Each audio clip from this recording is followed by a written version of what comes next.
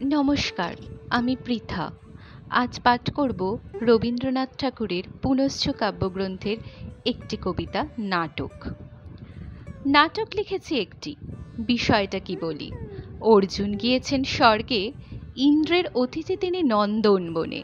উর্বশী গেলে মন্দারের মালা হাতে, তাকে বরণ করবেন বলে। অর্জুন বললেন, দেবী তুমি দেবলোকবাসিনী, অতি সম্পূর্ণ তোমার মহিমা, অনিন্দিত তোমার মাধুরী, প্রণতি করি তোমাকে, তোমার মালা দেবতার সেবার জন্যে। উর্বশী বললেন, কোনো অভাব নেই দেবলোকের, নেই তার পিপাসা, সে জানেই না চাইতে, তবে কেন আমি হলেম সুন্দর। তার মধ্যে মন্দ নেই, তবে ভালো হওয়া কার জন্যে? আমার মালার মূল্য নেই তার গলায়। মর্তকে প্রয়োজন আমার, আমাকে প্রয়োজন মর্তের, তাই এসেছি তোমার কাছে, তোমার আকাঙ্ক্ষা দিয়ে করো আমাকে বরণ। দেবলোকের দুর্লভ সেই আকাঙ্ক্ষা, মর্তের সেই অমৃত অশ্রুধারা। ভালো হয়েছে আমার লেখা, ভালো হয়েছে কথাটা কেটে দেব কি চিঠি থেকে? কেন, দোষ হয়েছে কি? সত্য কথাই বেরিয়েছে কলমের মুখে। আশ্চর্য হয়েছ আমার অবিনয়ে, বলছো ভালো যে হয়েইছে, জানলে কি করে? আমার উত্তরটা এই, নিশ্চিত নাই বা জানলেম, এককালের ভালোটা হয়তো হবে না অন্য কালের ভালো, তাই তো এক নিঃশ্বাসে বলতে পারি ভালো হয়েছে। চিরকালের সত্য নিয়ে কথা হতো যদি, চুপ করে থাকতেম ভয়। কত লিখেছি কতদিন, মনে মনে বলেছি খুব ভালো। আজ পরম শত্রুর নামে পারতেম যদি সেগুলি চালাতে, খুশি হতেম তবে। এই লেখারও একদিন হয়তো হবে সেই দশা। সেই জন্যেই দোহাই তোমার, অসংকোচে বলতে দাও আজকের মতো, এ লেখা হয়েছে ভালো। এইখানটায় একটুখানি তন্দ্রা এলো।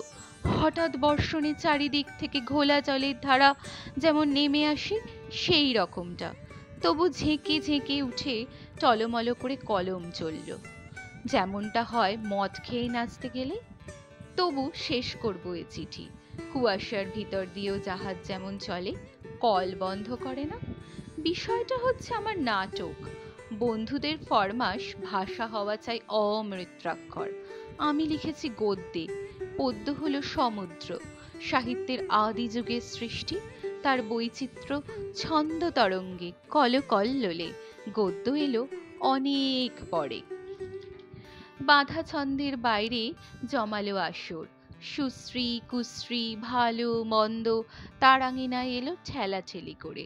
ছেঁড়া কাঁথা আর শাল দোশালা এলো জড়িয়ে মিশিয়ে, সুরে বেসুরে ঝনাঝন ঝংকার লাগিয়ে দিল, গর্জনে ও গানে, তাণ্ডবে ও তরল তালে।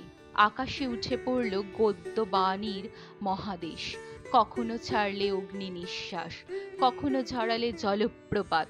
কোথাও তার সমতল, কোথাও অসমতল, কোথাও দুর্গম অরণ্য, কোথাও মরুভূমি। একে অধিকার যে করবে তার চাই রাজ প্রতাপ। পতন বাঁচিয়ে শিখতে হবে এই নানা রকম গতি অবগতি।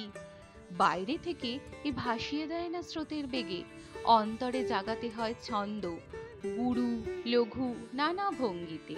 সেই গদ্যে লিখেছি আমার নাটক।